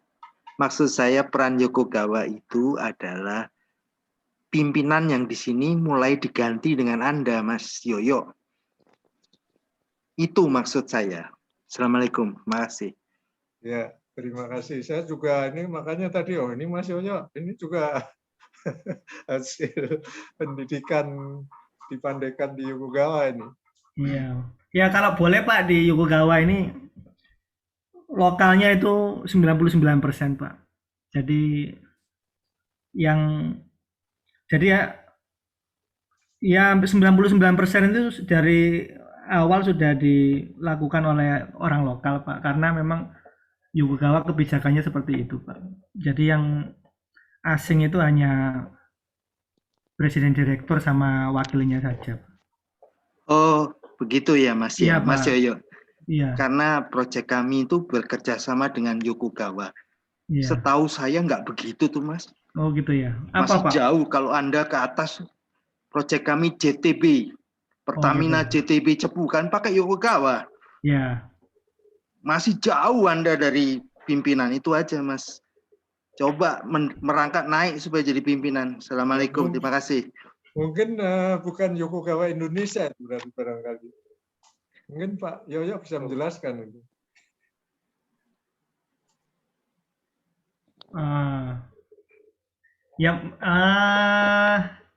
Yang untuk skop apa ya Pak? Kalau saya rasa kalau metering 1% ya Pak. Yang skop kalau kami Mas Yoyo, kami itu kontrol Mas. Lebih besar dari Anda itu. Kontrol dengan Yokogawa. Ini proses kontrolnya. Iya, Pak. Iya. Tidak metering saja, kan gitu Mas. Iya. Intinya itu aja pertanyaan saya supaya Yokogawa tahu transfer teknologi itu loh Mas. Mungkin itu menurut saya project manajemennya saja Pak. Kalau engineeringnya dari awal lokal rasanya Pak. menurut Bapak, tapi menurut kami ketemunya ya orang-orang Jepang itu. Kami sampai ke Yokogawa kok Mas, ke tempatnya kota Anda di Jepang itu kok. Itu loh Mas. Ya, Intinya itu aja Mas. Terima kasih Pak. Pak Edi, mohon izin Pak. Terima oh kasih ya, Pak. terima kasih Pak Pandu. Ininya masukannya.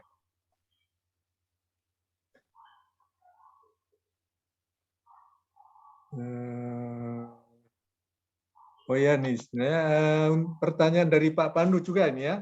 Untuk crude oil, apakah bisa sistem metering Coriolis Yokogawa digunakan? Banyak dipakai Pak kalau crude oil Pak.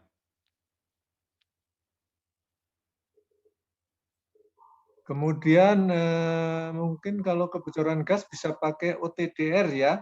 Ini dari Pak Estova Rifki Widya Fauzi.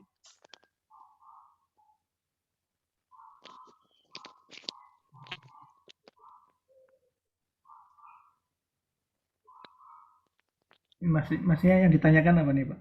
Iya nih, Pak Istova ada yang mau ditambahkan nih penjelasannya?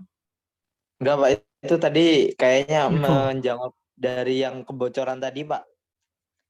Masalah kebocoran. Ya. Oh, ini OTDR maksudnya apa nih, Pak? Bukan pertanyaan, Pak. Oh. Pernyataan, Pak. Pernyataan ya. Ya, nggak mau saya ini Pak, ini OTDR ini ditanyakan ya.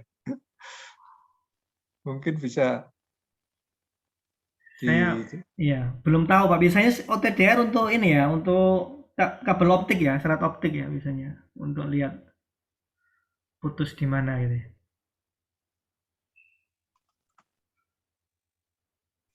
Berikutnya dari Pak Ramadhani, Ikhlasul Amal, apakah ada penggolongan rating seperti pada saat sizing valve untuk proses sizing dari Coriolis flow meter? Sebentar, bisa diulang Pak, maaf tadi. Penggolongan rating seperti pada saat sizing valve untuk proses sizing dari Coriolis flow meter. Penggolongan untuk apa ya Pak? Berdasarkan apa ya Pak maksudnya? Itu kalau sizing kita akan memilihkan Pak, size yang pas gitu ya, tidak terlalu besar dan tidak terlalu kecil ya. Karena kalau terlalu besar akurasinya kurang ya. Misalkan kapasitasnya besar tapi kita pakainya yang di area yang kecil-kecil yang 10% aja, itu nanti akurasinya kurang. Tapi kalau kurang besar ya nanti kita terlalu lama pengisiannya. Kita cari komprominya Pak melalui sizing itu.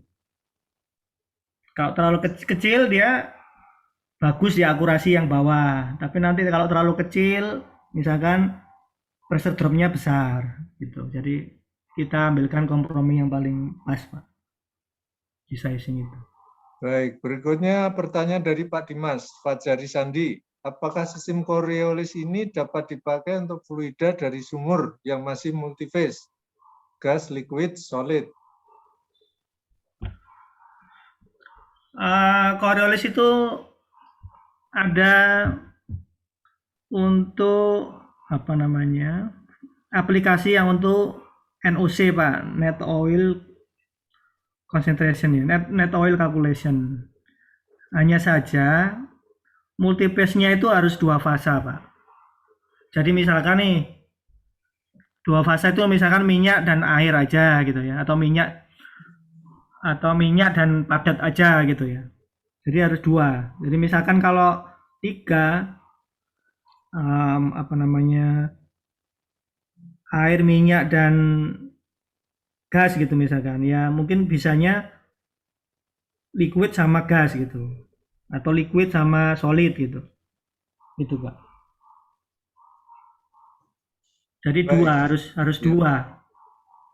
Yang satu digabung, itu gabungan dari yang 2, misal 3 tadi 2-nya digabung ya. Jadi hanya ada 2 nanti total. Ini dari Pak Pandu Santoso lagi. Sepengetahuan saya Coriolis ini biasanya untuk liquid. Bila LPG consider gas, maka USM lebih baik.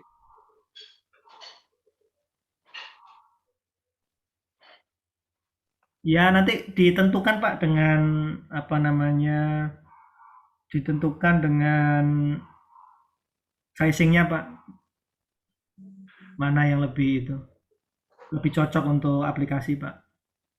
Sizing terus apa namanya, akurasi yang diharapkan, terus sama budgetnya berapa.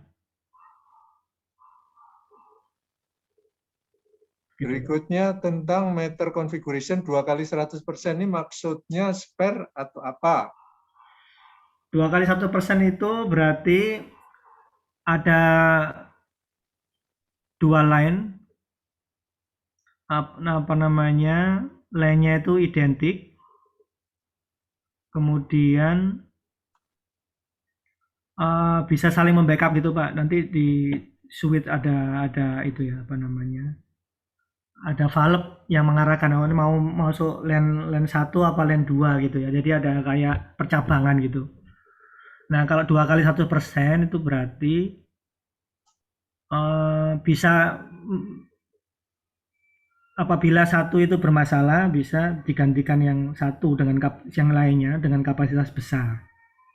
Kalau misalkan tidak itu kapasitasnya tidak sama, itu kita namain 2 kali 50% Pak. Misalkan yang satu bisa handle 70%-nya, yang satu bisa handle 30%-nya gitu ya. Atau yang satu 50%, yang kedua 50% pakai jalan bersama-sama gitu ya. Nah, itu istilahnya 2 kali 50%. Baik, berikutnya dari Pak Gunawan Siregar. Izin bertanya, apa saja nama-nama user kilang LPG yang sudah memakai Coriolis meter Yokogawa? Kalau namanya konfidensial, mungkin lokasinya oke. Misalnya Pangkalan Brandan, Indraraya, Palembang, Eretan, Subang, Tanjung Mas, Banten, dan lain-lain. Ya, dari yang banyak di Sumatera Pak, Dumai, Pulau Layang,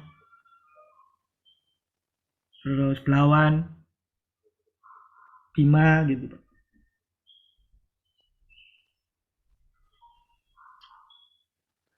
Kalau yang di Jawa ada Pak? Jawa. Di Pulau Jawa. Yang di Eretan Subang nggak pakai Pak?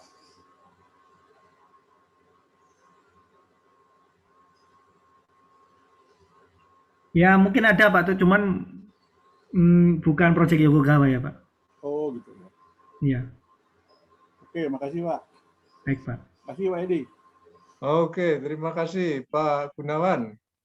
Barangkali masih ada yang ingin menambahkan pertanyaan ini, yang di chat sudah habis. Silakan kalau mau ada yang bertanya langsung. Waktunya masih 5 menit. Pak Edi mau tolong tanya, Pak. Oh ya, silakan langsung aja, Pak. Iya, maaf.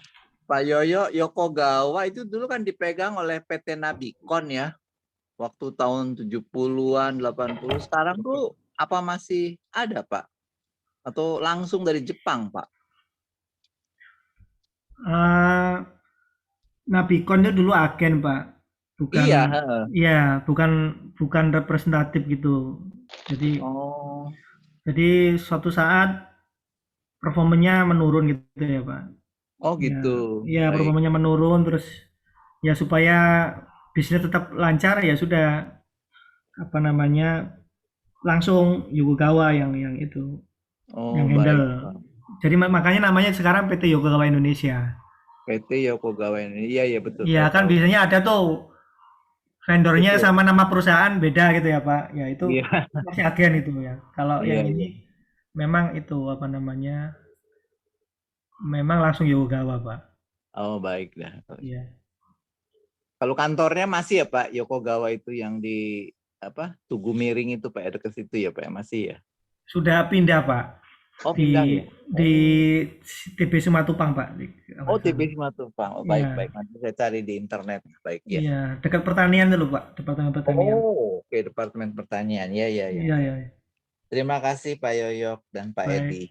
Terima kasih Pak Gunawan. Ya, terima kasih. Baik, kalau gitu ini 17.27 ya. Ini sudah. Mau nanya Pak Oh, Yoyo mau ini nanya. Oke, satu lagi ini pertanyaan terakhir. Silakan. di luar Pak, ini di luar teknis. Maaf Pak Yoyo ini TF 28 ITS ya Pak? Tidak salah Pak. Pak Agung ini teman saya ini. Oh iya, Teman kuliah. Apa kabar Pak Yoyo? Baik Pak Agung. Apa kabar? Iya. Baik Pak. Iya. Semoga sehat-sehat Pak. Alhamdulillah. Nah, aku Bisa lagi di Taiwan Pak Yoyo. tangan-tanganan ini. Oh, Bisa sip. tangan-tanganan nih Pak Agung sama Pak Yoyo. Makasih loh Pak Edi. Oh iya, terima kasih kembali. Tadi ada yang komentar tadi Pak Pulung atau siapa, jangan Pak-Paan, pakai Cak katanya gitu loh. Pak Yoyo. Surabaya. Kita kontaknya ya, nomornya ya. WA Pak Yoyo. Oke, sip. Oke. Sip. Di chatting. Oh, siap. Ya, thank you ya. Terima kasih. Yo, Pak Agung. Halo. Oh iya, ini ada nih. Waktunya masih ada. Silakan nih Pak Pulung nih. Halo. Jangan pakai Pak, pakai Cak. Ayo. Ayo, Cak. Apaan Kak? Ya wis. Heeh. Cak Yoyo. Ya Pak. Amir Manurung masih ada di situ. Pak Amir Manurung ini Pak. Gabung di ini. Tahu nggak? Tahu Pak. Saya sempat ketemu. Ya itu anak buahku itu. Oh, mantap loh. Tetap Pak, masih di metering Pak. Oh iya. Metering dia. Ya. Tapi bawa brand itu ya, bawa brand Rohna Pak. Ya. Oh saya dulu di Emerson. Oh iya betul Pak. Kompetitornya Yokogawa. Iya Pak. Kompetitor keras itu, bersaing keras. Temannya Pak Nanang ya, Pak Pulung ya. Nanang putranya meninggal ya. Iya. Nanang masih di situ. Masih Pak. Oh ya. Salam deh buat Mas Nanang. Iya baik Pak Pulung, saya sampaikan Pak.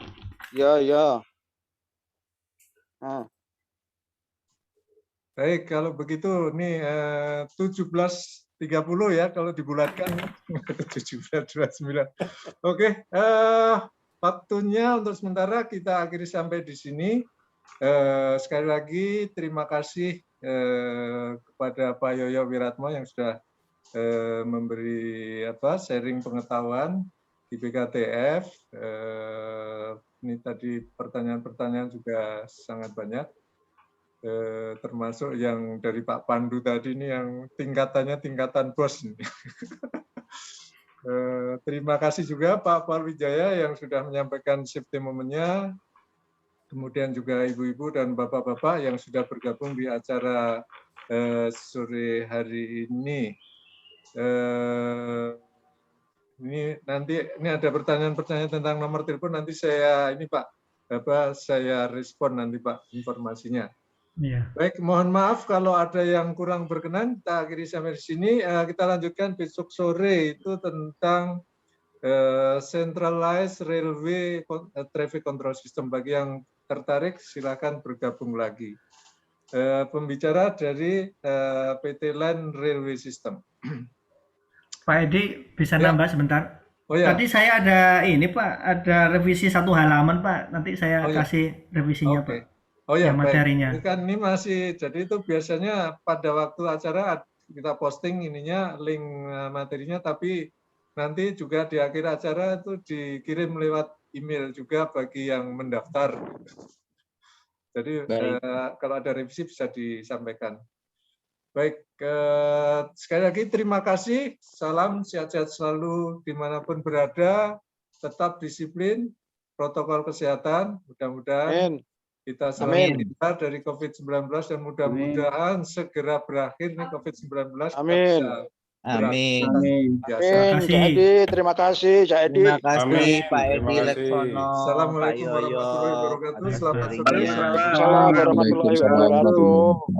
Bentar lagi maghrib. Ya, salam sehat, salam sehat. Salam Pak Yoyo dari Pak Ali. Selamat sore Pak Ali, apa kabar Pak? Sehat-sehat Pak? Iya. Dosen pembimbing saya nih Pak Ali nih. Oh, ini reuni ITS ya. Dosen wali, bukan pembimbing wali, dosen wali saya. Cak Yoyo tambahan, Cak Yoyo tanya Cak Yoyo. Iya ya Pak, gimana Pak? Biasanya itu untuk metering itu untuk Coriolis atau mesh flow meter itu ada bypass S-curve bypassnya. Jadi itu digunanya untuk self calibrated gitu. Iya. Jadi saya surprise juga tadi desain Anda itu apakah itu udah lolos migas gitu. Tadi ada ini Pak, ada tapping point untuk prover Pak, itu Pak yang dimaksud Pak. Bukan tapping point Mas. Jadi ada 2 stream itu ada S bypass di mana dari 2 Coriolis ini dia bisa mengkalibrasi. Oh itu nggak ada itu Pak, nggak ada standar itu. Jadi dipakai salah satu. Kalau migas pasti diminta Pak. Kalau migas pasti diminta untuk Coriolis karena untuk ngalibrasi Coriolis itu minta ampun kan. Iya. Makanya harus bisa dikalibrasi di lapangan. Makanya harus ada 2 unit. Calibrating ya Pak ya, self calibrating. Iya, 2 stream Pak. Jadi 2 stream, ada 2 Coriolis. Itu ada S bypassnya. Jadi nanti suatu saat dikalibrasi oleh yang lain yang dimana kalau operasi itu satu saja yang bekerja, tetapi pada saat kalibrasi itu seri, bisa di seri. Bypassnya itu makanya bypassnya disebut S bypass. Betul. Biasanya itu untuk USM ya Pak? Belum? Yang itu maksudnya running series itu ya? Iya. Ya itu apa namanya nggak ada Pak di standar Pak. Nanti saya share Pak nanti ke Pak Edi mungkin ya. Oh iya. Standar itu. Oh iya. Dan itu nggak bisa dipakai kalibrasi karena ya bukan ini Pak, hanya mencocokkan aja. Iya, hanya cek aja. Nah itu nggak wajib. Cek aja. Tapi kalau migas diminta Pak, pusing Pak. Enggak. Jadi nggak ada Pak, nggak diminta Pak. Bisa onsite itu. Betul. Sesama ITS loh ini. Iya. Karena standar tidak mewajibkan itu Pak, nggak ada juga. Ya kalau dari saya di Emerson juga nggak diwajibkan gitu. Paling ya 2 stream aja gitu. Tapi kalau kita kan bertemu sama migas Pak, ya mungkin ada ITS migas nggak di sini? Bisa ini gitu loh, sharing gitu loh. Sharing, nah, bagus itu Pak. Ya, itu yang ini. Baik. Terima kasih atas sharingnya. Baik, kalau begitu kita akhiri ya, sampai ketemu lagi. Baik. Terima kasih Pak Edi. Terima kasih. Terima kasih. Senang sekali. Terima kasih, host. Surabaya. Ya, terima kasih Pak. Ya, terima kasih Bapak-bapak semua.